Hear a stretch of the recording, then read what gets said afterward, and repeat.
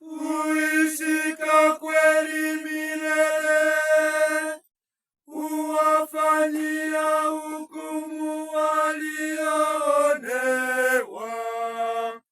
uwapa wenye njaa chakula, wanaufungua waliofungwa.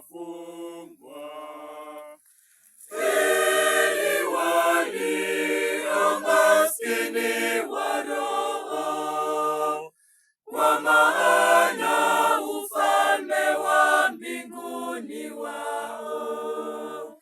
Heri walio maskini